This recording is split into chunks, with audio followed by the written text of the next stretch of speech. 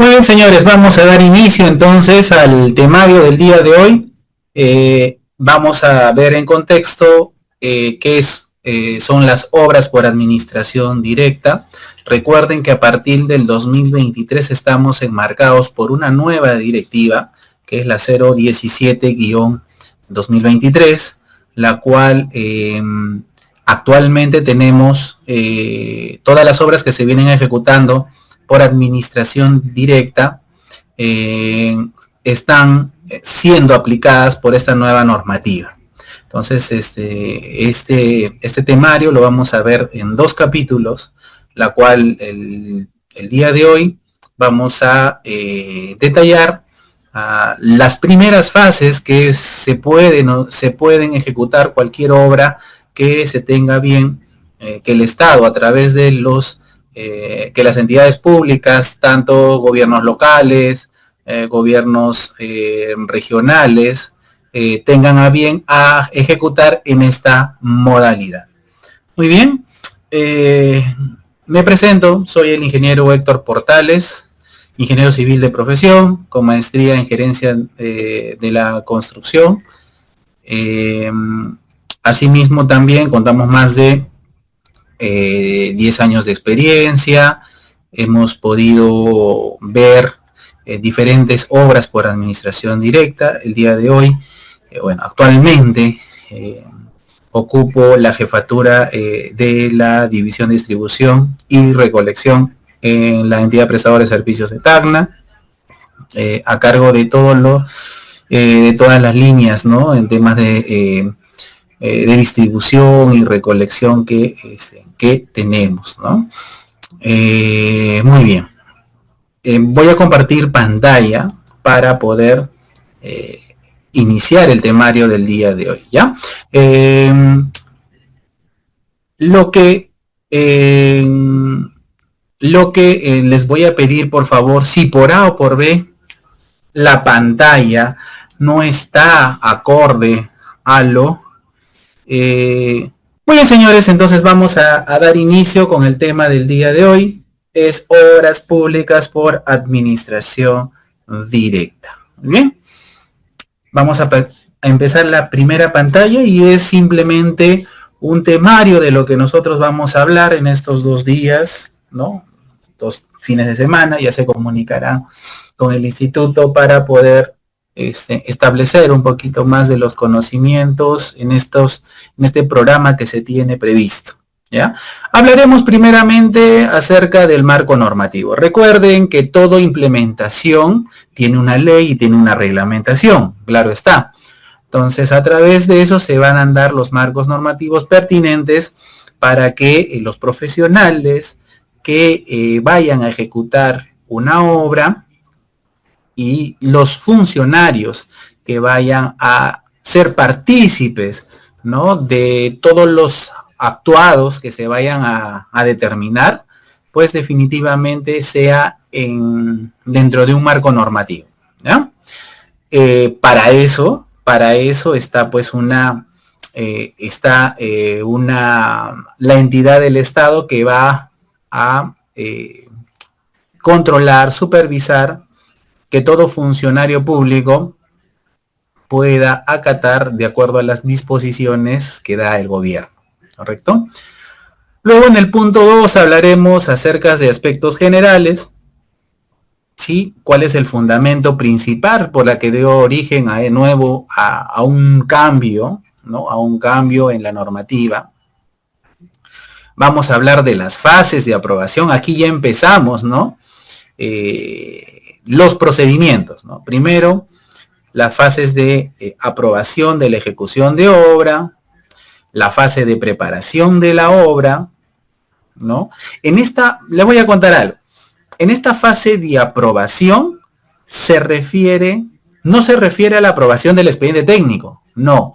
Inicia con la aprobación de la modalidad, ¿correcto? Y se entiende pues la modalidad por administración directa. Ahí vamos a ver que existen 3 documentos que dan inicio a la modalidad, ¿no?, que se va a ejecutar la obra.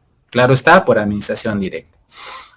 De una vez que ya existe la resolución de la modalidad, ya que es muy diferente a la resolución de aprobación del expediente, que eso ya pasó, ¿no? Está la fase de preparación. Aquí ya el residente va a cumplir, ¿no?, todos los procedimientos que implica a dar inicio a una obra. El segundo actuante importante que participa en esta etapa es el inspector de obra. ¿Ya? El inspector de obra es el segundo actor importante donde participa en esta etapa de preparación. Luego ya viene pues el personal clave, ¿no? El personal clave, que es aquellos profesionales que tienen un perfil determinado de acuerdo a la categoría de obra, ya lo vamos a ver más adelante, ¿no? Pero solamente adelantarles que el tipo de obra o tipo de categoría se ha determinado por categoría A, categoría B y categoría C. Y generalmente está determinada esta clasificación de acuerdo al costo de la obra que se tiene. ¿Ya? Asimismo, de una vez que ya existe una etapa de preparación, empieza la fase de ejecución física, ¿no? Con la entrega del terreno, la apertura del cuaderno de obra digital, ¿correcto? Y todos los pormenores que pueden suceder durante la ejecución física de la obra. Claro está, puede haber modificaciones, ampliaciones de plazo, ¿no? Entre otros acontecimientos que pueden suceder dentro de una fase de ejecución. De una vez finalizado esta etapa, pues inicia la fase de culminación. En esta fase de culminación, prácticamente es lo que nosotros denominamos recepción de obra, ¿no? En esta etapa ya ha cambiado la denominación, ahora es culminación y liquidación de obra. Ojo, aquí hay un tema muy importante que ustedes deben saber. Una cosa es liquidación de obra y otra cosa es liquidación del proyecto. ¿Correcto? Aquí solamente en esta etapa vamos a liquidar solo la obra. Sabemos que cuando hablamos de obra estamos hablando de gastos generales y costos directos. ¿Correcto? Y algunas disposiciones complementarias. ¿Ya? Y eso es básicamente lo que vamos a tocar en estas dos clases, la cual nos va a permitir a nosotros poder tener mayor conocimiento de cómo aplica esta directiva 017-2023 de la Contraloría General de la República. Vamos a ver el primer punto y es el marco normativo. Recuerden que aún nuestra vigente Constitución Política del 93 nos habla que en el artículo 76 que todas las obras, ¿no? Que todas las obras con utilización de fondos de recursos públicos se deben ejecutar necesariamente por contrata o una licitación pública, ¿correcto? Así también cuando se realizan adquisiciones o enajenación de bienes, en este caso, se puede ir determinado contrataciones de servicios y proyectos que puedan ser de importancia. Y dentro de las necesidades de las obras públicas, tienen que estar enmarcadas dentro de la ley del presupuesto. ¿Ok? ¿Qué puede realizarse, pues, en este caso, estas obras por concurso público, la cual va a permitir que para poder desarrollar un concurso público se tienen que establecer procedimientos, ¿correcto? Existen excepciones que se pueden dar de acuerdo a la normativa, la cual nos permite a nosotros poder determinar. Y es así que en el artículo 102 el Congreso atribuye, ¿no?, dar leyes, resoluciones legislativas que permitan modificar y derogar a todas las normativas existentes, ¿correcto? Y eso es lo que ha sucedido. Imagínense, la primera directiva, por decirlo así, de horas por administración directa se da pues en 1988. Imagínense, ¿cuánto tiempo ha pasado hasta el 2023 para que la normativa se establezca un nuevo cambio, ¿no? Quizás más restrictivo, pero va a permitir un mejor control y que los profesionales se desarrollen y que no existan pues nuestras famosas obras paralizadas, ¿no? Que es una de los puntos o de las problemáticas que hemos tenido con la anterior resolución de Contraloría, que es la 195-88, ¿no?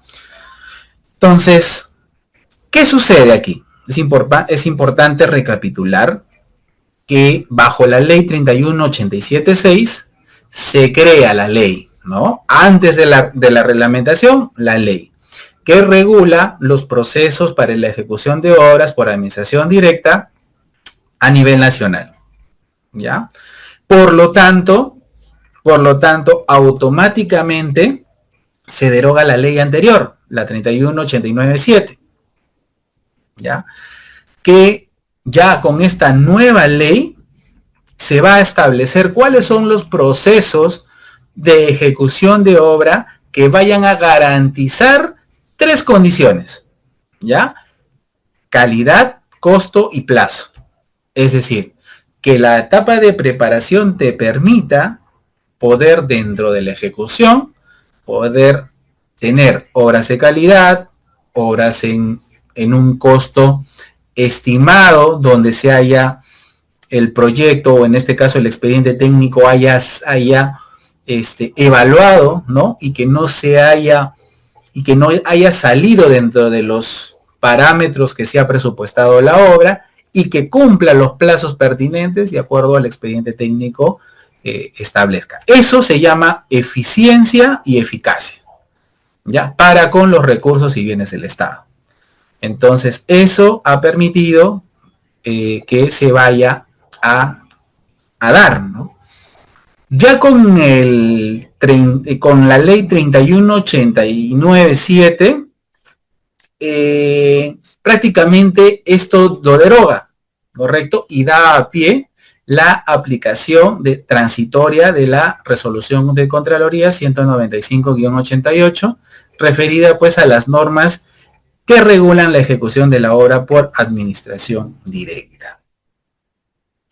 Ya en el 2023, a consecuencia del fenómeno del Niño, se crea, según el artículo, en este caso de la ley 31.912, la ley que aprueba los créditos suplementarios para el financiamiento de mayores gastos asociados a la reactivación económica, la cual pues le ha dado sustento. Esta ley ha servido de sustento para que la Contraloría pueda actualizar las disposiciones técnicas respecto a las obras por administración directa, ¿ya?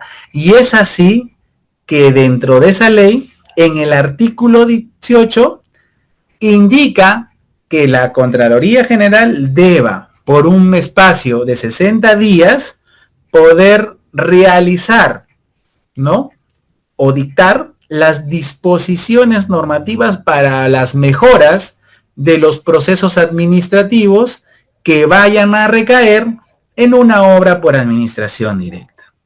Claro está que el objetivo principal de esta normativa traerá consigo que el marco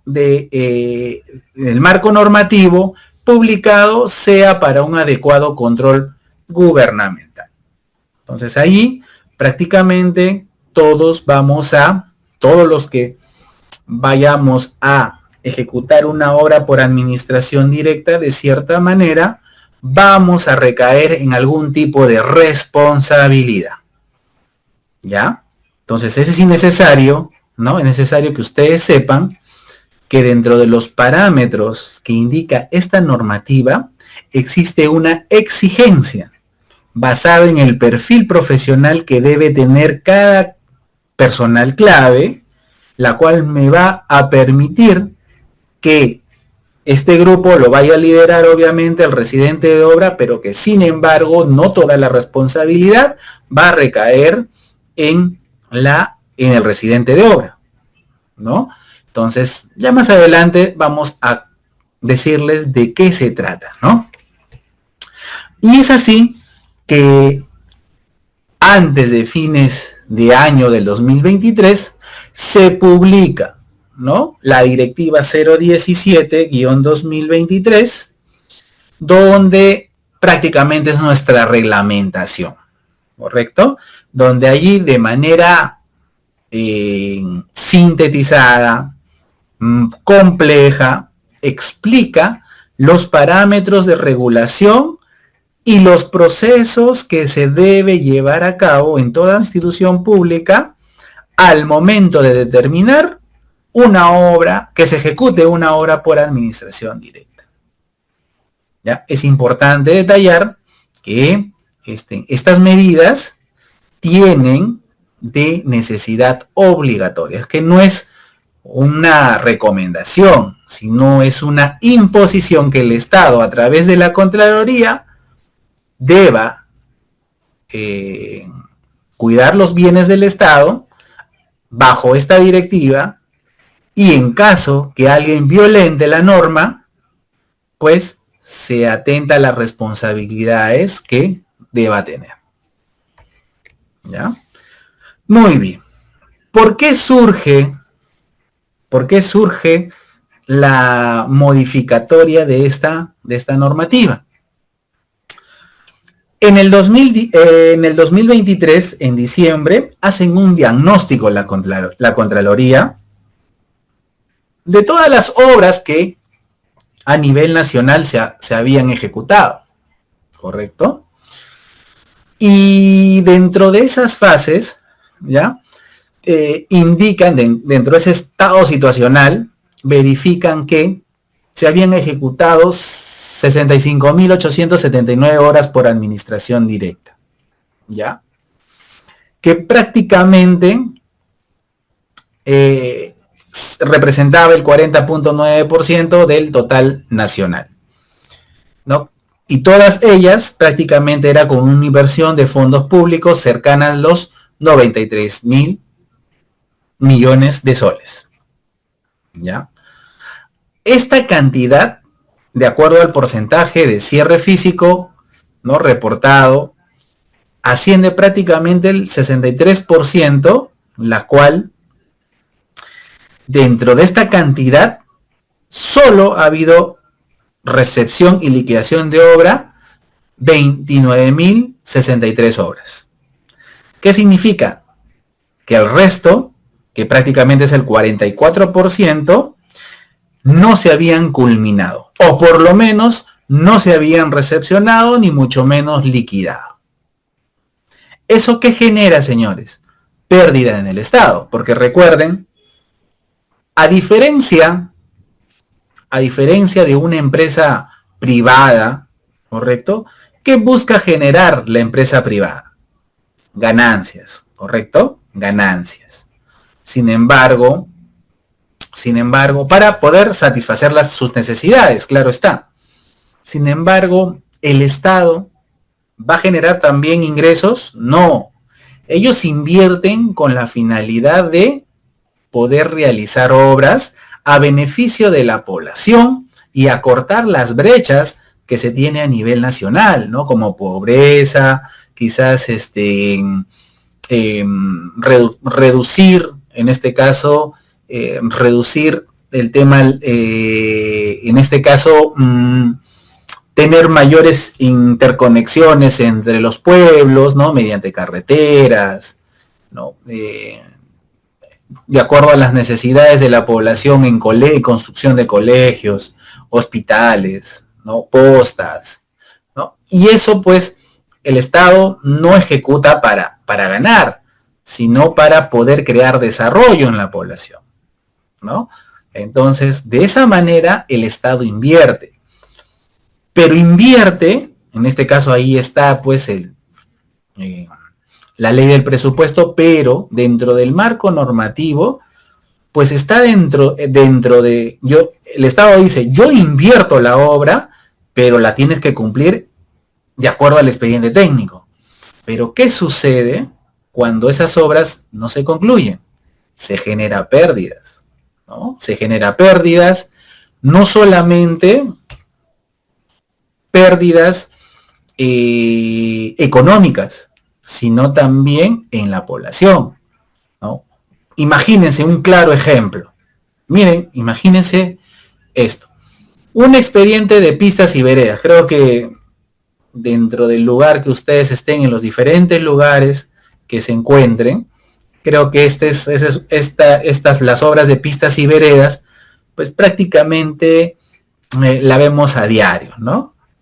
Entonces, ¿qué sucede, señores? A veces, muchas veces se ejecutan por administración directa y también pasa, ¿no? Cuando se hace por contrata. Por factores económicos, por factores conflictos sociales, entre otras situaciones, una mala administración de los recursos públicos, resulta que se gastan la plata sin haber concluido la obra, ¿no? Y por eso pues surgen pues las modificaciones, las ampliaciones, en este caso las ampliaciones de plazo, los adicionales.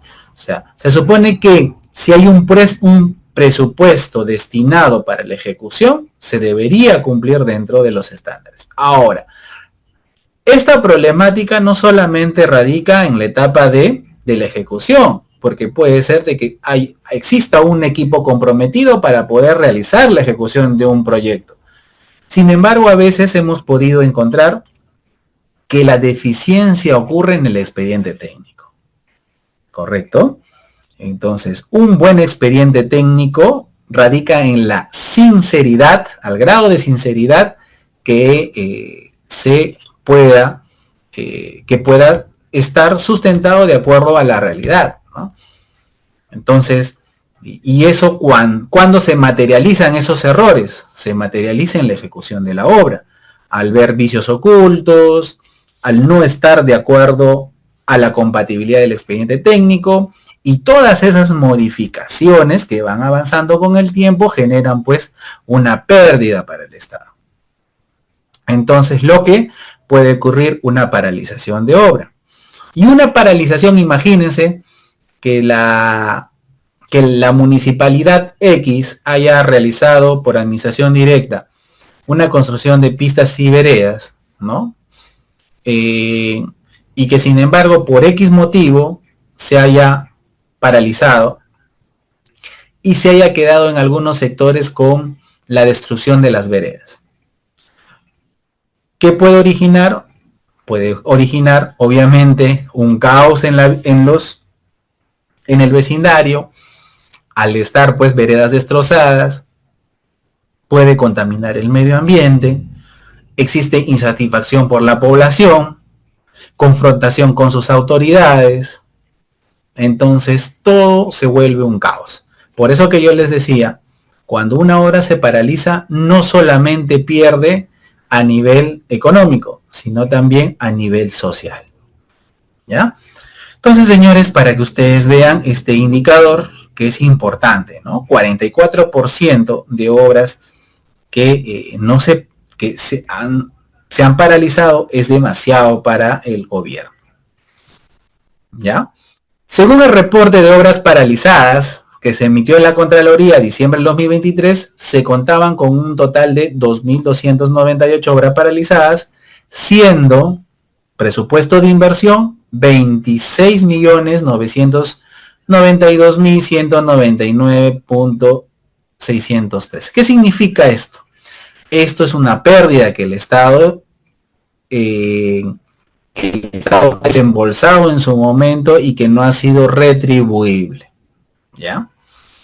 Entonces, prácticamente de estos De estos 2.298, 2.298 obras paralizadas, prácticamente 1.270 obras, que es el 55%, corresponden a las obras que se han ejecutado por administración directa. O sea, quiere decir, por eso que yo les decía con este ejemplo, ¿no?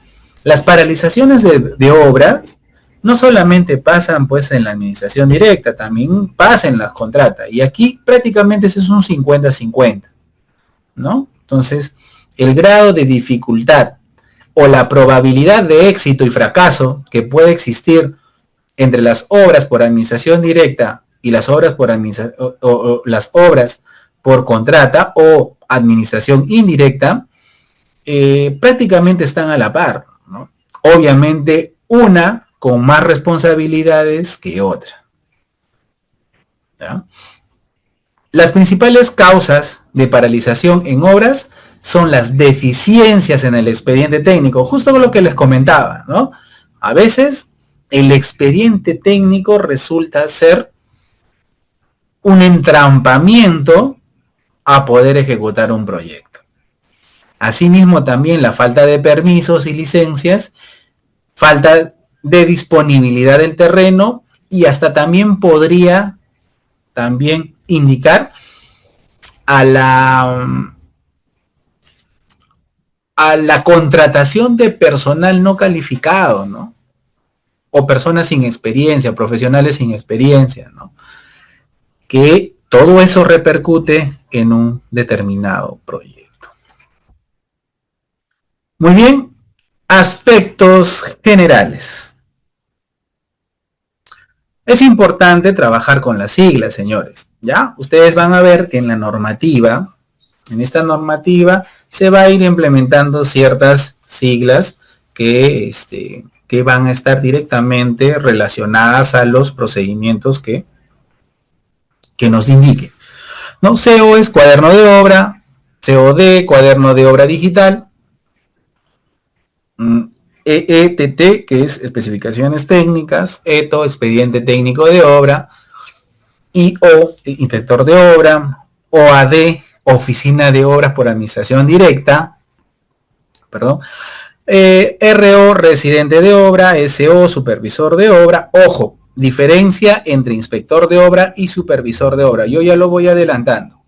El inspector de obra es aquel personal o profesional que es parte de la planilla de la entidad. Y el supervisor de obra es un profesional externo a la entidad, pero que trabaja para la entidad mediante un contrato, ¿ya?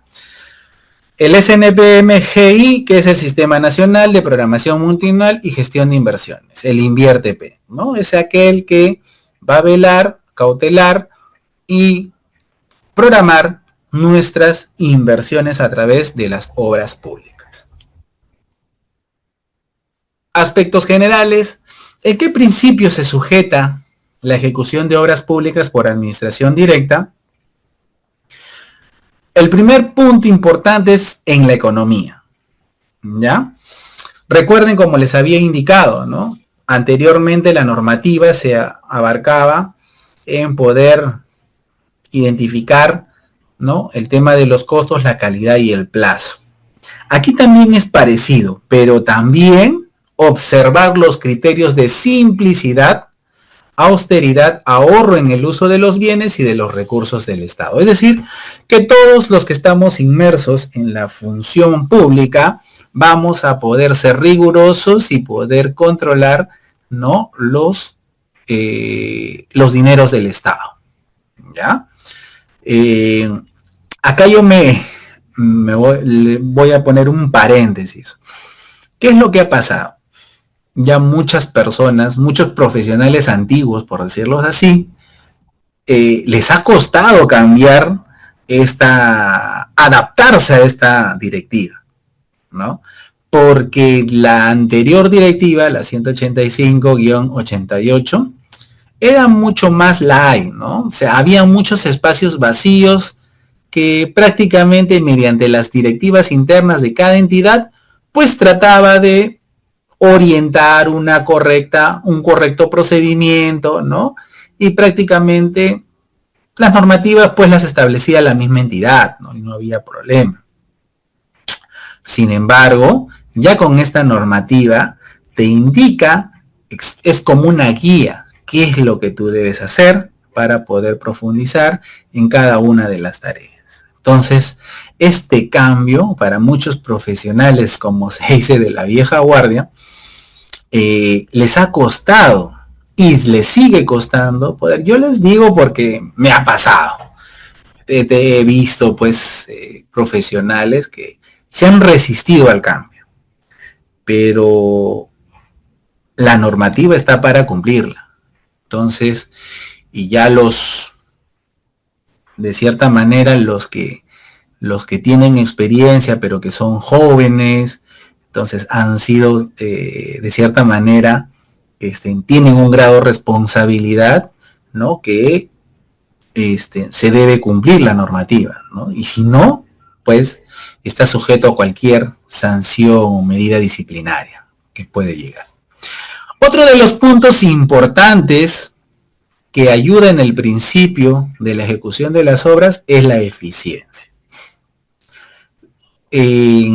Cuando hablamos nosotros de la eficiencia, estamos hablando en recursos, porque tanto los procesos, los procedimientos, las decisiones son recursos que al profesional lo determina poder tomar una decisión, ¿correcto? En cierta medida que vaya a permitir a orientar y maximizar todos los recursos necesarios para cumplir el objetivo principal. Eso generalmente es la eficiencia. Otra de las causas o principios que son importantes es la moralidad, ¿no? Hay que tener ética profesional, demostrando honradez, veracidad, equidad, ¿no? Que te permita ser responsable para cualquier decisión durante el proceso de ejecución que se pueda dar. ¿Correcto? Entonces es importante este principio. Asimismo también la orientación a resultados. Recuerden que toda decisión dentro de la obra se tiene que evaluar mediante indicadores, y estos indicadores son los resultados, ¿correcto? Ahí también, en esos resultados, no siempre los resultados van a ser positivos, sí en su gran mayoría, pero existe también que mediante los indicadores podamos ver que algo se tenga un indicio que podría agravarse mientras que yo no tome alguna medida preventiva, ¿correcto? Entonces, los resultados sirven para eso. Los resultados no significa es inicio y fin, ¿no? Inicio, bacán, todos.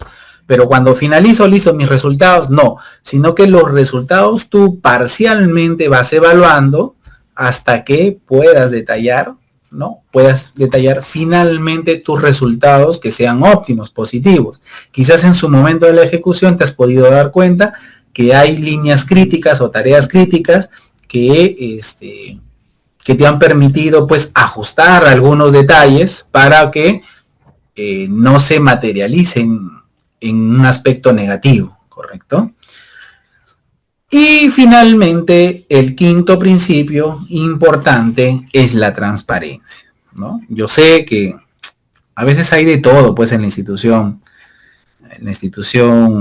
pública, ¿no? Sin embargo, pienso de que la transparencia no debería ser negociable, ¿no? Para ello que las entidades que ejecuten este tipo de obras tienen que estar obligadas a poder conservar toda la información, registros, comunicación relacionadas a esta modalidad de obras, con la finalidad de que pueda darse cualquier control, cualquier función que se tenga a bien a realizar. Con una medida, pues, claro está, medidas preventivas, pues se puedan dar medidas preventivas como también correctivas. ¿Listo? Muy bien. Veamos aquí el siguiente detalle. Perdón. ¿Listo? La normativa que busca, ¿no?, tener dentro de esta modalidad, ¿cuál es el objetivo? Es establecer los procesos de ejecución de la obra por administración directa en cuanto a calidad, costo y oportunidad. Luego, se va a tener como finalidad, ¿no?, el tema de la celeridad, transparencia y las oportunidades, ¿no? Vinculante pues a los objetivos. El alcance está en los pliegos del gobierno nacional, regional, local, obviamente que son las entidades que realiza el Estado a través de ellas, ¿no?, las diferentes obras en bien de la sociedad. Asimismo también están las entidades de tratamiento empresarial, como son las cooperaciones, ¿no?, o aquellas entidades públicas que pueden inyectar financiamiento para que se hagan realidad estas obras públicas. También participa en las empresas que están bajo el ámbito de la FONAFE. Y otros fondos que pueden estar enmarcados, ¿no?, para el financiamiento de las determinadas obras. Entonces, señores, ¿qué es lo que hace la directiva? La directiva regula la ejecución de las obras públicas y como resultado es la correcta gestión de los uso de los recursos públicos. ¿Ya? Aquí, señores, vamos ya a iniciar con nuestra tipología o clasificación que se le da a las obras públicas. Y como les había mencionado, estaba determinado de acuerdo a costo de obra que existe, ¿no?, que existe en cada uno de los proyectos. La categoría A serán todas las obras que presenten un costo mayor o igual a los 5 millones de soles. ¿Ya? Asimismo también serán proyectos que se encuentran ubicadas en zonas de frontera, sierra y selva o zonas del BRAE. La categoría B, donde las obras superen los 5 millones hasta ser mayor o igual a los 10. ¿Ya? En ese intervalo. Y la categoría C son las obras que se encuentran por más de 10 millones de soles. Y así se ejecuta bajo ese tipo de categorías las obras por administración directa. ¿Ya? Es importante tener esto, ¿no? Este tema.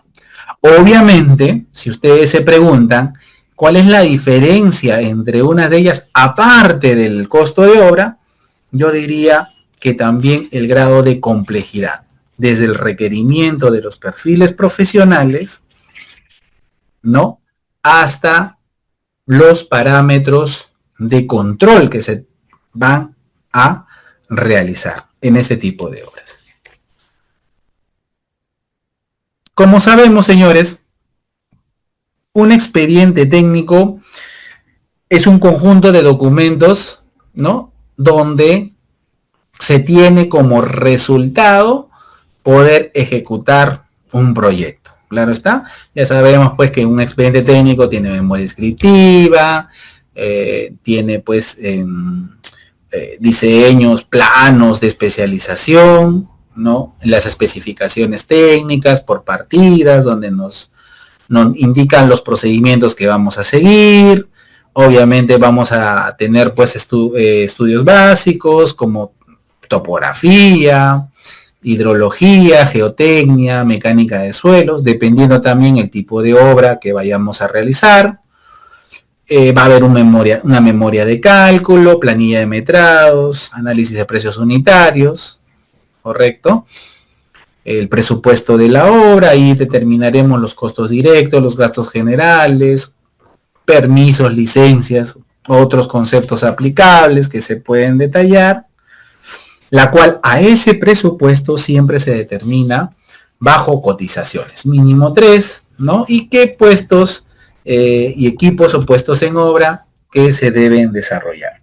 Asimismo también, dentro de ese parámetro se acoge un listado de insumos, la cual se va a venir utilizando en materiales, en este caso materiales, equipos y horas hombres que se vaya a utilizar. Asimismo también, bueno, vamos a tener pues cronogramas de obra, calendario de adquisiciones, calendario de utilización de equipos. Ojo, estos calendarios de utilización de equipos y mano de obra no va a ser algo determinado. Ya más adelante les voy a explicar que durante la fase de preparación debemos nosotros preparar un plan de abastecimiento. Y eso está directamente proporcional con esta calendarización que existe. Que puede haber cambios, por supuesto. ¿Ya? Prácticamente el residente de obra se convierte en términos futbolísticos como el entrenador, ¿no? Va a ampliar estrategias, ¿no? De acuerdo a su expertise o experiencia que pueda tener. ¿Ya? Por eso ya de ahí más adelante vamos a ver el grado de experiencia que tiene que tener el profesional para con la obra. Vamos a ver perfil específico, perfil general, o el grado de experiencia, ¿no? A nivel general y específico que debe tener los profesionales para las obras. Bueno, también hay un presupuesto analítico por específica de gasto y componente presupuestal y algunos documentos para poder identificar ciertos riesgos, ¿no? Esto está ligado en el punto O como la gestión de riesgos. Son fichas que te ayudan a identificar ciertos riesgos que pueden existir durante una ejecución de obra y cuánto es el costo de afectación si por A o por B se diera, ¿no? Recuerden que las afectaciones pueden causar, por ejemplo, el fenómeno de Niño, quizás un sismo, protestas y bloque de vías. Esos son riesgos y tienen que estar determinados en esta plataforma. Bueno, y otros documentos que puedan ser necesarios para poder desarrollar. Aquí, señores, si bien es cierto, hemos conocido este expediente técnico, hay cositas que más se han ampliado, ¿correcto? Sin embargo, es importante. Para la norma o la directiva 017, tiene que cumplir 3 tipos de condiciones un expediente técnico que vaya a ser sometido a la modalidad de administración directa. La primera es de que ese expediente técnico no debe ser mayor a 3 años para el proyecto de inversión. ¿Ah? Y obviamente eso es sustentable, ¿no? ¿Por qué? Porque un expediente técnico en 3 años puede haber cambiado la tecnología, puede haber cambiado, pues, la necesidad, ¿no? Entonces tiene que ser en constante evaluación. El segundo detalle es de que en caso que existan las IOR, ¿no? Que es prácticamente todo lo que son renovación, todo lo que son renovaciones, que no exista construcción adicional, en este caso, es una IOR, nos dice que el expediente técnico tiene una antigüedad mayor a 1 año. Asimismo también, ¿qué pasa con el expediente? ¿Correcto? Que está dentro de los parámetros está dentro de los 3 años, ¿no? O un IOR que esté dentro del año. ¿Qué nos dice la normativa? que el presupuesto de la obra tiene que tener una antigüedad no mayor a los 9 meses. ¿Qué quiere decir? Si pasa al 10º mes, automáticamente se tiene que actualizar los precios de este presupuesto. Obviamente, ¿no? Los presupuestos a nivel de materiales, costos, gastos, no solamente en bienes, sino en recursos, en este caso personal, también tiene un incremento, ¿no? Año a año, ¿no? Entonces, eso te permite reformular el incremento presupuestal simplemente dentro de estos 9 meses. Para las categorías C, ya te indica que debe tener un modelado BIM. ¿Ya? Estamos hablando de que la categoría C son cuando existe costo de obra mayores a los 10 millones de soles. Entonces, estos ya te obliga el Estado que debe tener una preparación y presentación del proyecto mediante la metodología BIM, ¿no? Sabemos que la metodología BIM es una de las medidas quizás exactas que ha conllevado a realizar diseño y ejecución a la vez, ¿correcto? Y a nivel nacional ya se tiene contado con una reglamentación del BIM. Ya han empezado con ejecuciones de infraestructura. Ahora también el BIM se está ingresando a los trabajos de hidráulicos, ¿no? De saneamiento. Justo me parece que el 5 de diciembre, al parecer, no lo sé, me estoy yendo a Lima para poder poder ser partícipe de cómo realizan pues el modelado BIM en las redes de saneamiento, por ejemplo, ¿no? Entonces, ya una de las primeras EPS, me parece que hay un piloto que está haciendo la Seda Cusco, ¿no? Y que ellos obviamente van a explicar sus vivencias de cómo ellos están implementando el BIM a las estructuras de saneamiento, ¿no? Es interesante porque es bueno escuchar para ver bajo qué plataformas lo hacen. Obviamente que hablar de un modelado, en este caso BIM, es costoso para que todos los que han tocado el tema de BIM, pues sabemos que las plataformas de acceso cuestan, ¿no? Cuesta. Entonces, sin embargo, es parte de la tecnología, ¿no? La ingeniería también está en una fase tecnológica, ¿no? Que se está dando, ¿no? Muy bien. Entonces, eso es el tema para las categorías C, ¿no? Bueno, en las categorías C, ¿en qué partes, ¿no?, del expediente técnico van a estar?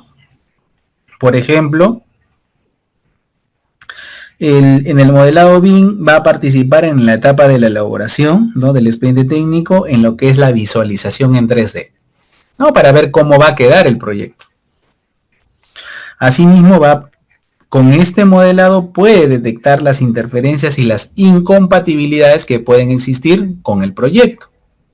Entonces, eso va a permitir que durante la ejecución no recién se den cuenta de algún error que hayan pasado, sino que esto lo van a prevenir, ¿correcto?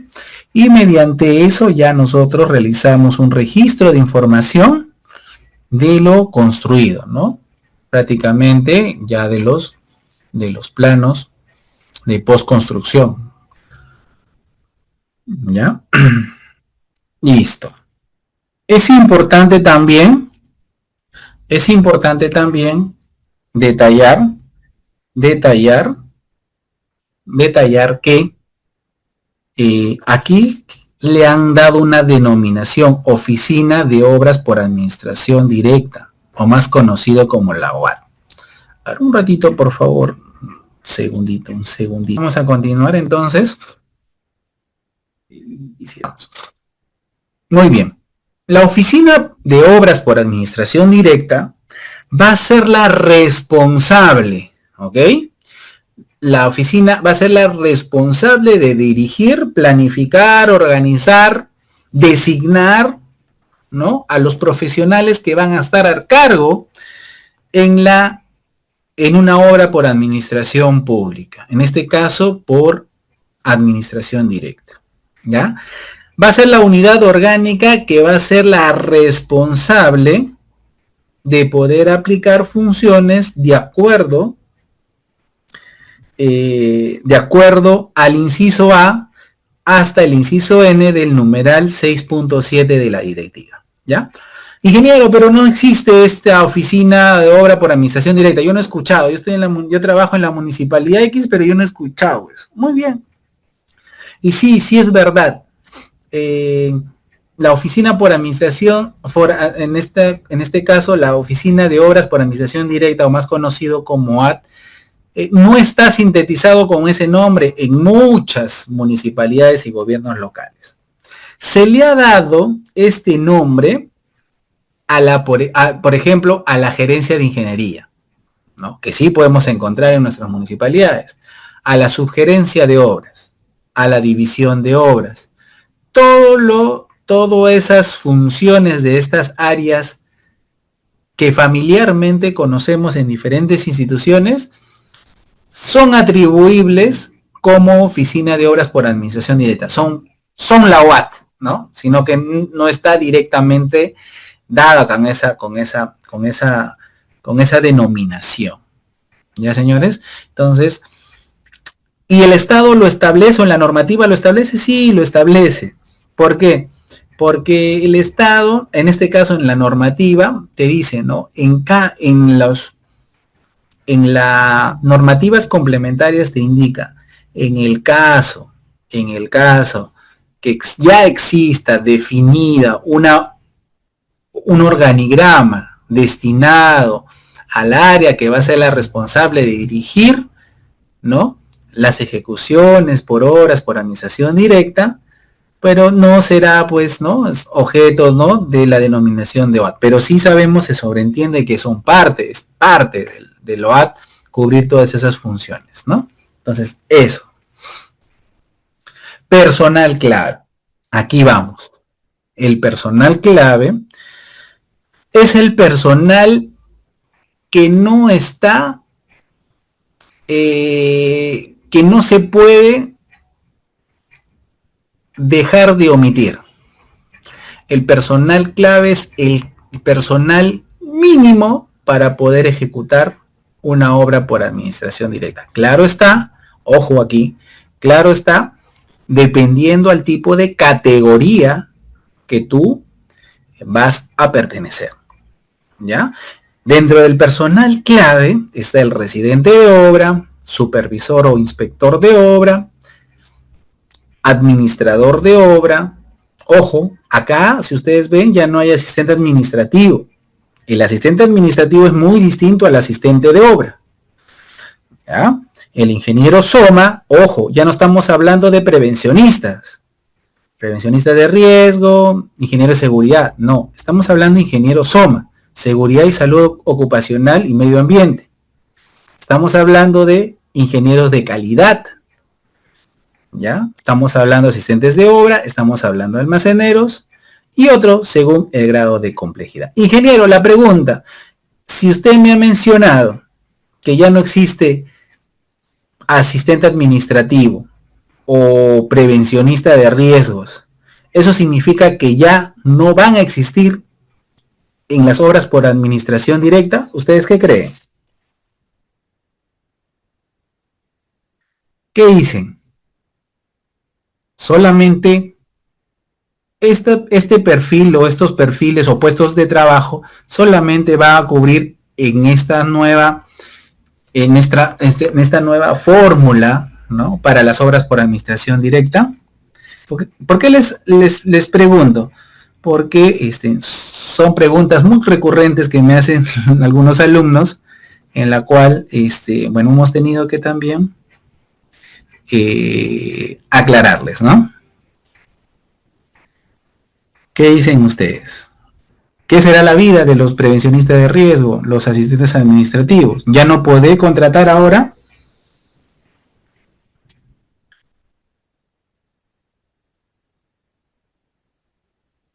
A ver, señores, si alguien tiene opinión. Muy bien, señores. Si no hay nadie que ha contestado, lo contestaré yo. Lo cierto es, señores, es lo siguiente. Que podemos nosotros desarrollar la contratación de un ingeniero, o en este caso de un prevencionista de riesgos, y la respuesta es sí. Pero, siempre hay un pero, solo en el caso, solo en el caso, ¿ya? Solo en el caso que primero tenga yo presupuesto para poder contratar. No será personal clave, pero mi normativo, mi directiva interna me permitirá como personal de apoyo. Recuerden que el personal clave es uno de los, en este caso personal clave significa los profesionales que son principales, ¿no? Pero pueden contar con apoyo. El administrador de obra puede tener su asistente administrativo. El ingeniero SOMA puede tener debajo de al ingeniero prevencionista, en este caso al prevencionista de riesgos. Puede, no hay ningún problema, pero lo cierto que la responsabilidad la acarreará en el personal clave. ¿Listo, señores? Muy bien. Ahora, como les decía, el personal clave obedece a ciertas exigencias o requisitos en el perfil que se debe cumplir. Por ejemplo, el residente de obra puede ser un ingeniero civil, un arquitecto o profesional afín. ¿Qué significa profesional afín? ¿Ya? Por ejemplo, si yo quiero realizar pues la construcción o remodelación de un colegio, ¿estamos? Puedo contratar como residente a un ingeniero civil, puedo contratar a un arquitecto, ¿correcto? Porque son carreras afines para la ejecución de este proyecto. Sin embargo, yo no podría contratar a un arquitecto para hacer una obra hidráulica, por ejemplo. Allí, ¿quién podría ser? El ingeniero civil, un ingeniero hidráulico, ¿no? Que tenga experiencia en el tipo de obra. Por eso que le dicen profesional afín. Por ejemplo, si se trata de ampliar las redes principales y secundarias, ¿no? Primarias y secundarias, por ejemplo, de agua y alcantarillado, ¿no? En este caso. Puede ser un ingeniero civil, como puede ser también un ingeniero sanitario. ¿Correcto? Entonces, son carreras afines que te permiten poder tener un don de mando con cierto conocimiento y experiencia para poder ejecutar dicho proyecto. ¿Ok? Que tienes que estar colegiado habilitado, por supuesto. Por supuesto, ¿ya? Es un mandato que todo profesional debe estar colegiado y habilitado ante, ¿no? Ante su colegio, ¿no? Obviamente. Muy bien. Sigamos con el perfil del residente de obra. En la categoría, a ver, la experiencia mínima en años. Existen dos tipos de experiencia, como yo les decía, en el sector público y en experiencia específica. ¿Qué quiere decir esto? Sector público es que hayas trabajado para el Estado, ¿correcto? Que hayas estado en planilla, pues, de algún gobierno regional, local, distrital, lo que fuera. ¿Ok? Perfecto.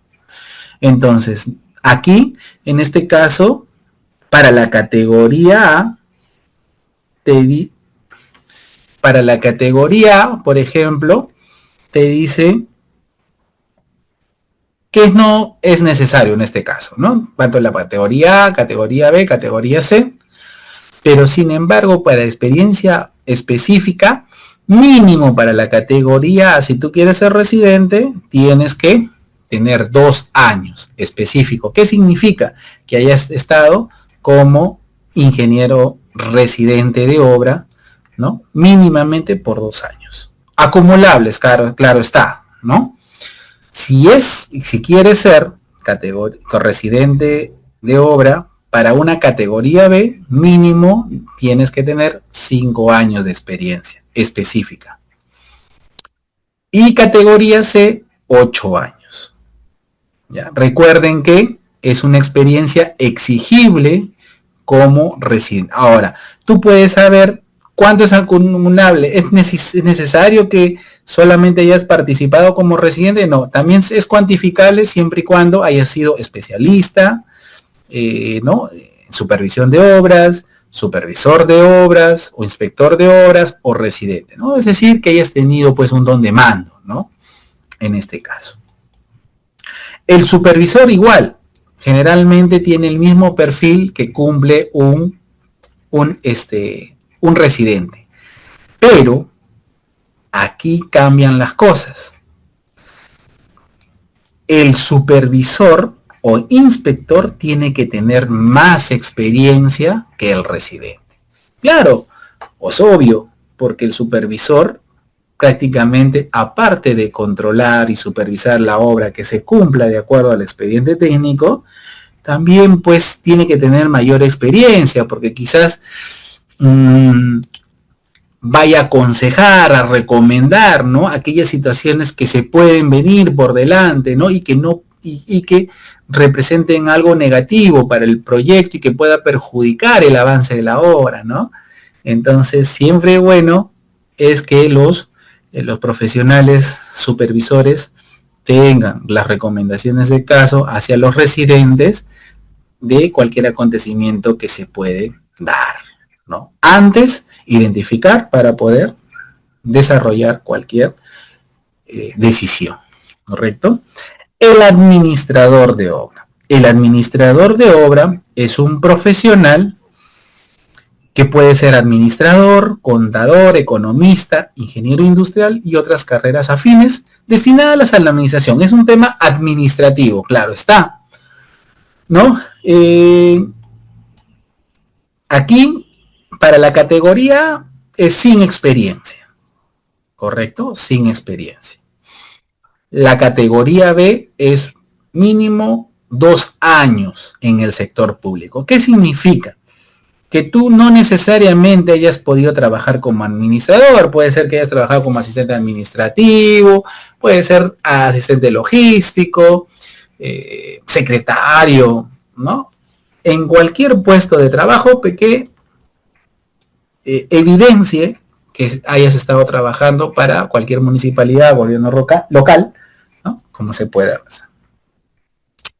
Y la categoría C te pide 4 años de experiencia en el sector público. ¿Ya? Experiencia específica. Para la categoría A no te pide experiencia alguna. Para la categoría B te pide mínimo 1 año. Y la categoría C, 2 años. Así está establecido. ¿Ya? Ingeniero SOMA. Puede ser un ingeniero de seguridad, un ingeniero industrial, un ingeniero civil o cualquier profesional afín. ¿A qué afín? Afín a la construcción. Claro está. ¿Correcto? Listo. ¿Tiene que ser colegiado? Por supuesto. Para la experiencia pública es necesario en la categoría A, puede o no tener experiencia, no hay ningún problema, no es exigible, pero la categoría B ahí sí te dice, ¿no? 2 años como mínimo en experiencia pública y 4 años para la categoría C. Y cuando es específico, es decir, haber ejercido como seguridad, ¿no? Como ingeniero SOMA, en la categoría A no te pide experiencia, pero en la categoría B te pide mínimo 1 año y 2 años en la categoría, en este caso en la categoría C. El ingeniero de calidad, ¿sí? Miren, atentos por favor aquí. Puede ser un ingeniero industrial, un ingeniero civil, de acuerdo al profesional afín. En la categoría A, ojo, no están obligados a poder, ¿no? A poder contratar un ingeniero de calidad, ¿ya? En la categoría B, sí, ¿no? Mínimo 2 años en sector público, 4 años en el sector, en este caso en obras de categoría C, ¿sí? Y específico igual, ¿no? Bueno, en la categoría C ya habíamos indicado, en la categoría A habíamos indicado que no necesariamente la contratación de ingeniero de calidad, más sí en la categoría B mínimo 1 año te piden y 2 años en la categoría C.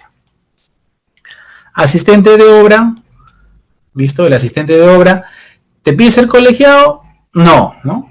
Basta que tengas tu bachiller o puedas estar titulado, ¿no? Ingeniería civil o arquitectura, ¿no? Es un asistente que tiene que conocer, ¿no? Todo el tema técnico, ¿no? Es el que le va a ayudar, ¿no? A poder realizar trabajos complementarios de asistencia técnica al residente, ¿no? En este caso, se puede contratar, ¿ya? No requiere experiencia para la categoría A, para la categoría B te piden 2 años y 3 años para la categoría C en el sector público. Y experiencia laboral en la categoría A no te piden, pero sí te piden en la categoría B mínimo 1 año y 2 años para la categoría C. De igual manera, el almacenero no está obligado a ser titulado y colegiado, dado que podría ser un bachiller, ¿no? En las carreras técnicas en construcción civil, entre otras, ¿no? Y aquí tienen pues tanto cuánto se debe, cuánto es la experiencia mínima que se debe determinar respecto a las categorías de una obra. Muy bien, señores. Hasta aquí. Quizás haya alguna duda o consulta porque vamos a ingresar.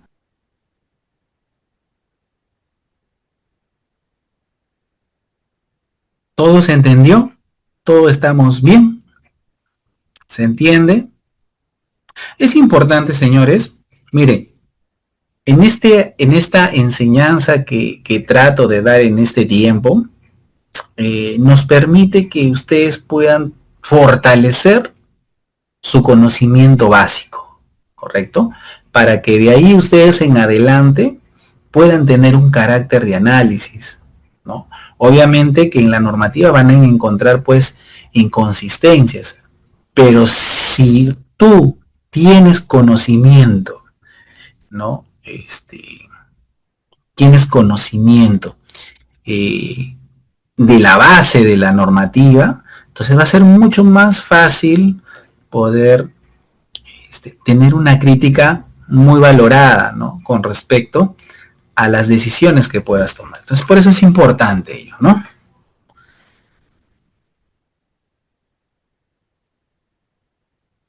Vamos a continuar, ¿ya? Aquí vamos a ver la primera fase, señores. Ya yo creo que con eso vamos a quedar hasta el día de hoy para que la próxima clase podamos cerrar con broche de oro todos estos procedimientos. Como les decía, hablar de la directiva 017, yo les cuento, yo participé de la Escuela Gubernamental de Control de la Contraloría a inicios que se diera esta directiva y prácticamente fue un mes de capacitación. ¿Por qué? Porque era importante cómo analizar punto por punto y ciertas controversias, la cual ha permitido que esto, ahora que nosotros estamos utilizando esta directiva, crean bastantes hipótesis, ¿no? Que la normativa pueda generar alguna controversia, sí, que puede no ser muy claros en el lineamiento que nos establece, es verdad, sí, pero como yo les decía a muchos profesionales que me llamaban para hacer consultas, y yo les decía, mientras ustedes o la entidad o el municipio, el gobierno regional, no establezca una directiva interna que permita aclarar el punto, vamos a seguir teniendo problemas, porque al final no va a estar escrito. Entonces, entiendo de que muy pocas entidades, pues, tienen una directiva interna en base a esta normativa general, ¿no? Lo que está ocasionando pues muchos conflictos de decisiones, porque cada profesional, obviamente, como en la política, como en las decisiones en casa, tenemos diferentes perspectivas y cada uno pueden ser sustentadas de una manera correcta. No significa que uno pueda estar equivocado. Sin embargo, cuando hay confrontaciones de ideas, puede haber pues errores administrativos que puedan conllevar. Por lo tanto, yo siempre sugiero que eso debe estar canalizado en un documento técnico aprobado para que podamos nosotros desarrollar bajo esa determinación.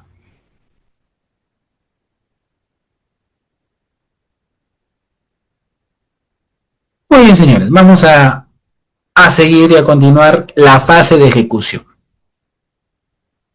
Miren, señores, cuando nosotros hablamos de fase de ejecución, o sea, no sé si ustedes han escuchado el ciclo de Deming, ¿ya? A ver si ustedes tienen a bien poder investigar un poquito acerca del ciclo de Deming, ¿ya? Y también puedan ver lo que dice la guía del PMBOK, que es la dirección de proyecto. Justo les digo porque, bueno, dentro de mi maestría he podido siempre ver, ¿no? Qué metodologías pueden ser eficientes y eficaces con tal de generar cumplimiento, ¿no? Cumplimiento a las ejecuciones de obra y poder cumplir, valga la redundancia, en los plazos y sobre todo con el presupuesto que nos asignen, ¿no? Entonces, eso es productividad, ¿no? Y creo que hoy por hoy la productividad siempre es importante en cada línea, ¿no? Muy bien, entonces les hablaba del ciclo de Deming, ¿ya? Porque dentro de ese ciclo de Deming hablaba 4 fases, ¿correcto? Hablaba de la etapa de planificación, ¿ya? Habla también de la ejecución y control, ¿correcto? Y habla también, aparte de ello, habla de la mejora continua, ¿ya? Entonces, ese ciclo hace de que específicamente pues todas las fases de un proyecto radiquen eso. Y la guía del PMBOK, la última es la 7ª edición, ¿no?, de dirección de proyectos, habla similarmente, ¿no?, que los proyectos que están basados en los procesos, ¿no?, que se vayan a ejecutar, también organizativamente, la estructura organizativa, también está fase de inicio, planificación, ejecución, monitoreo y control y cierre, ¿no? Es así. Entonces, ¿y eso qué es? Es un ordenamiento. Te permite poder establecer indicadores cortos, medios y de largo plazo, ¿correcto? Entonces, la directiva de Contraloría ha tenido a bien especificar 4 tipos de fases. La primera es la aprobación de la ejecución, ¿ya? La ejecución que eso no significa la aprobación del expediente técnico, Nuevamente les digo, no está la aprobación del expediente técnico, no es parte de la aprobación de la ejecución, ¿no? Ni tampoco es parte de la normativa de la 07-2023. Entonces, la directiva consta de 4 fases: aprobación de ejecución, preparación, ejecución física, culminación y liquidación. El día de hoy vamos a tocar hasta la primera fase, ¿correcto? Aprobación de la ejecución. Señores, para eso vamos a ver el siguiente detalle. Primero, nos hacemos la pregunta: ¿por qué se requiere de una aprobación previamente de la modalidad? En esta oportunidad, cuando una entidad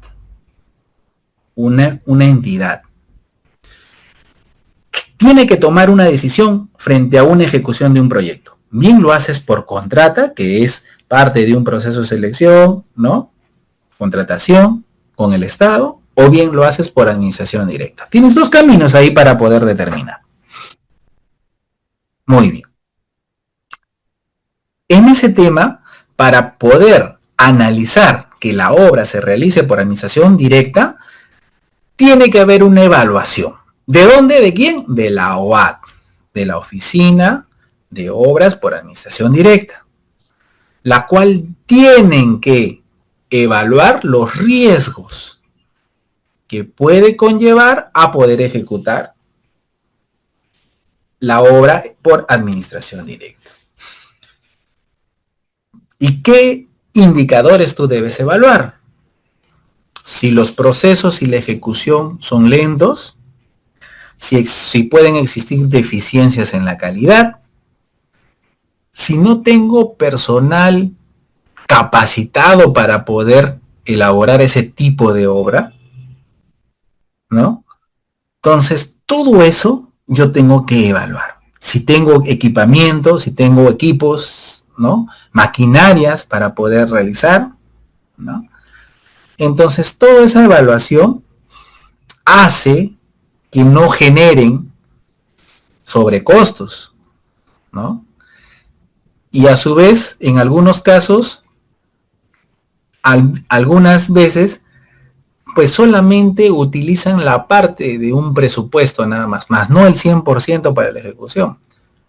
Más antes ello, con la antigua normativa se hacía ello, ¿no? ¿Qué quiere decir? La ejecución, ¿cuánto es? De 8 meses. Ya, ¿cuándo vas a empezar? Voy a empezar en octubre del 2025. ¿Cuándo es tu finalización?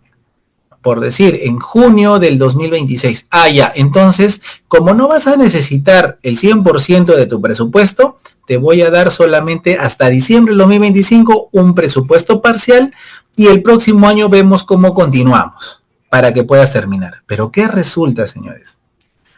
A veces todo era cambiante ¿qué pasa? A veces, pues, por cambios de autoridades, cambios de gestiones, resulta que ya entramos a diciembre, hemos culminado parcialmente los resultados que se tenían hasta ese momento, y obviamente que la obra ya en el 2026 veamos, y al final nos dicen, ¿sabes qué? Tu presupuesto que era para finalizar en el 2026, se ha tenido que agarrar ese presupuesto para poder realizar otro proyecto. Y ahí empiezan los problemas, porque no existe una disponibilidad presupuestaria, ¿no? Que en su momento te la dieron y que después, en el segundo periodo continuante de tu proyecto, te dijeron que no. Y eso te obliga definitivamente a paralizar tu proyecto. Y te genera gastos, y te genera problemas sociales, entre otros. ¿Correcto? Entonces, ese es un problema evidente. Lo segundo, puede ser de que donde el lugar que yo esté ejecutando un proyecto, resulta que aparece un tercero. un dueño, donde te dice, tú no puedes construir porque eso no le pertenece a la municipalidad. Eso quizás me pertenece a mí y acá están mis papeles. Controversias en el terreno. ¿Qué te obliga? Paralización. Porque obviamente tú no puedes destinar fondos del Estado, ¿no? En un lugar que sea privado, ¿no? Esa es malversación de fondos, ¿correcto? Entonces, señores, ese es otro de los problemas que puede suscitarse. Capaz la línea que vayas a desarrollar o esa línea, por ejemplo, una línea colectora, ¿correcto? De alcantarillado, va a pasar por chacras, ¿correcto? Y se ejecuta ese destino porque aparentemente no hay, pues, no existe dueño alguno, ¿no? Y que resulta que aparece pues que el estado X, o en este caso la municipalidad, es dueño de todo el predio. ¿Qué quiere decir? Existe una interferencia, ¿no? Al momento de realizar pues un certificado de libre disponibilidad, encontramos de que esas áreas no estaban para ese tipo de uso, lo que genera pérdidas, ¿no? Y otras contingencias legales que pueden existir. Entonces, señores, durante esos riesgos que puede suscitarse, entonces, debemos nosotros, ¿qué hacer? Actualizar información fehaciente que te permita poder tener la garantía que durante la ejecución de un proyecto esto no debe pasar. Entonces, ¿en qué momento se realiza la aprobación de la ejecución de una obra pública por administración directa? En la fase de aprobación. Y en esta aprobación termina con un expediente técnico aprobado, el expediente técnico con resolución. Es el inicio, ahí es el inicio para poder aprobar el tipo de la ejecución. Entonces, requisitos para aprobar la ejecución de obra, requisito, la resolución del expediente técnico aprobado. No hay más. ¿Correcto? Muy bien. Durante la fase de aprobación, durante esa fase, se van a emitir, ojo, para aprobar la ejecución, se va a emitir 3 informes, señores. ¿Ya? El primero lo realiza la OAT. Atentos, por favor. El primero lo realiza la OAT, que es un informe técnico. De una vez que se apruebe, ojo, supeditada a la aprobación del informe técnico, está el informe legal y el informe presupuestario. Los dos se van a la vez, de manera simultánea. El área de asesoría legal o el área legal va a tener que verificar que no exista controversias en lo que es el terreno, licencias y que esté apto para la ejecución. ¿Sí? Muy bien. Y la oficina de planeamiento, la gerencia de planeamiento, lo que haga en sus veces, definirá que el presupuesto esté destinado al 100% de acuerdo al costo de obra que haya sido determinado para su ejecución. Nada de que no te doy parcialmente y vemos el próximo año con qué saldos vamos a hacer tu obra. No. Ahora con esta nueva normativa, el 100%. Desde que inicias, y esa responsabilidad va a tener planeamiento. Si firma, prácticamente te garantiza que el presupuesto está destinado hasta la conclusión o culminación del proyecto, de la obra. ¿Estamos? Muy bien. Eso es de manera simultánea. De una vez que yo tengo aprobado el informe técnico, el informe legal y el presupuestario, realizo la resolución de modalidad. ¿Ya? De modalidad. Entonces, con eso, yo estoy realizando que no va a existir ningún tipo de problemas a futuros. ¿Ya? Entonces, con eso, ¿qué me va a permitir? Asegurar que la entidad pueda llevar a cabo la obra de manera célere, transparente y en las mejores condiciones de calidad, costo y plazo. Y así también reducir el riesgo de paralizaciones por deficiencias del expediente técnico de obra o falta de presupuesto. ¿Quiénes son responsables de poder hacer cumplir la aprobación de los requisitos? La OAT, ya les había indicado, ¿no? Son los que van a sustentar la capacidad que la entidad tiene para poder ejecutar y culminar esta obra por administración directa. ¿Y qué requerimientos debe tener para la aprobación de la ejecución? Primero, que la obra responda a las prioridades de los planes de desarrollo de la entidad. ¿Sí? Recuerden que toda entidad tiene un plan, ¿correcto? Y esta obra tiene que estar regulada a través del plan que se vaya a hacer. Ahora, si la entidad pertenece al Sistema Nacional de Proyectos de Inversiones, ¿sí?, de gestión de inversiones, la obra debe contar con una viabilidad o aprobación. Quiere decir que el Ministerio de Economía y Finanzas esté dentro del marco de sus proyectos esta ejecución, ¿no? Otro de los requisitos es que el expediente técnico se encuentre aprobado por la instancia responsable. ¿Quién? Podría ser la OAT. Que se cuente con profesionales técnicos y el personal administrativo idóneo para poder ejecutar la obra. Cuenten con experiencia, ¿sí? Tener la propiedad, ¿no?, o alguna modalidad legal de uso de los equipos de maquinaria. Es decir, que pueda tener solvencia para poder alquilar, ¿no?, poder comprar, en este caso, bueno, que la entidad tenga maquinarias o pueda alquilar para su ejecución de este proyecto, ¿no? Adquisiciones menores a las 8 ITs. Eso es lo que te piden, ¿no?, para garantizar la ejecución. Disponibilidad de libre acceso del terreno donde se ejecutará la obra. Eso es lo que, obviamente, cuando iniciamos una obra, lo primero que hacemos es aperturamos cuaderno de obra y iniciamos con la entrega del terreno. A eso se debe, ¿no? Y que todo el tramo o el trazo donde se vaya a realizar, pues, si es que es, pues, obras públicas, pues exista un permiso de servidumbre, ¿no?, y autorizaciones y licencias necesarias de la municipalidad y la jurisdicción para poder ejecutar esta obra.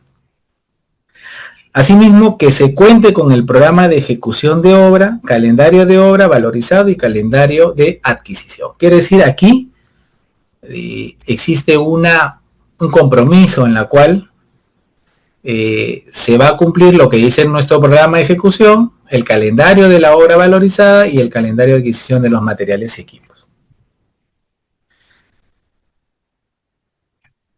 Y finalmente, tener el calendario de requerimientos de la contratación de la mano de obra calificada. Y eso va a estar a cargo del área pertinente del área de recursos humanos. ¿Listo? Elaboración de informes. Recuerden que el primer informe es elaborado por la OAT y es el informe técnico. Debe sustentar que se vaya a realizar por administración directa. Para eso, en la normativa establecen un anexo 7.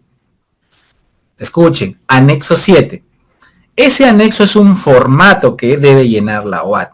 No es que es un simple informito, ¿sabes qué? Atentamente, gerente general, solamente tenemos la capacidad operativa para poder realizar la ejecución de la obra por administración directa. No, eso no vale, señores. Se tiene que llenar el anexo 7 de manera obligatoria. Y aquí lo dice, el informe técnico debe contener como mínimo la información establecida en el anexo 7. No te dice hacer un informe con tus propias palabras. No, te dice contenido mínimo. Es decir, que ese contenido del anexo 7 tú no puedes suprimir información. Tienes que llenar, porque es un informe de contenido mínimo. ¿Ok? Y debe mencionar lo siguiente. Revisar los planes de desarrollo de la entidad, la viabilidad de la inversión, la revisión del expediente técnico y la verificación de la capacidad técnica de la entidad, a su vez, la visita de los terrenos para su comprobación física. Pasado eso y aprobada la información técnica, el informe técnico, se va al informe legal. El informe legal, en este caso el área de asesoría jurídica, debe validar que no haya impedimentos normativos para poder ejecutar una obra por administración directa. A su vez,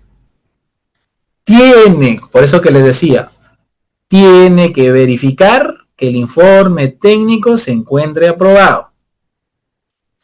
Y una vez a ello, debe contener como mínimo lo indicado en el anexo 8. ¿Qué quiere decir? Que el anexo 8 va a tener que llenar la oficina de asesoría jurídica o la que haga sus veces. ¿Estamos? Muy bien. Paralelamente, el área de presupuesto, ¿sí?, va a validar que se cuenta con los recursos presupuestarios para poder realizar todas las adquisiciones de acuerdo al calendario de avance de obra.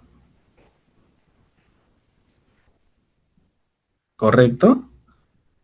Y de esa manera se va a establecer una conformación, en este caso un compromiso, en la cual se va a dar respuesta favorable. En el caso de la certificación, hay que anexar una certificación de previsión presupuestal adherido al anexo 9, ¿no? Debe llenarse el anexo 9. Y una vez con el anexo 7, anexo 8, anexo 9, se realiza la resolución, el acto resolutivo. A partir de ese momento, señores, entra a la fase de preparación. ¿Ya? A partir de ese plazo, en ese tramo, en esta etapa, se contabiliza los plazos para cumplir según directiva. ¿Cuánto tiene? 90 días. Estamos hablando 90 días, 3 meses para la etapa de preparación. ¿Listo? En esta etapa lo vamos a ver seguramente el próximo capítulo. Listo, señores, hasta aquí nos vamos a quedar el día de hoy. Quisiera saber si hasta aquí existen dudas o consultas para poder quizás aclararles alguna situación que puede generar alguna duda, ¿no? Los escucho, jóvenes, señores, señoritas. Señores, dejen sus opiniones, por favor, que es importante. Listo, señores. Yo creo que si no hay duda es porque todo se ha entendido. Yo espero que sí. Entonces, bueno, si no hay más que poder detallar, quiero primeramente agradecer el poder estar con ustedes. Sin duda que es importante poder cada día aprender un poquito más. Sabemos a veces que por la experiencia nos permite poder pues tomar decisiones mucho más rápidas quizás, pero a otros también nos va a ir costando dependiendo a cuán eficientes y cuánto conoces tú la normativa. Y para eso estamos, para poder realizar estos tipos de capacitaciones, en la cual permite que podamos nosotros acoger a todas las dudas que se tiene a bien. Listo, señores. Yo creo que podríamos dar por concluido esta sesión, esta primera de las 2 sesiones, y estoy seguro que la próxima semana podamos tener preguntas ¿sí? Para poder, poder llegar también a un buen entendimiento. ¿Listo? Muy bien, señores. A nombre del Instituto Peruano de la Capacitación, a nombre de quien le habla, el ingeniero Héctor Portales, les damos la más cordial cierre de esta primera clase, de las dos, y seguramente que nos estaremos encontrando, si Dios nos permite, la próxima semana. Muchas gracias.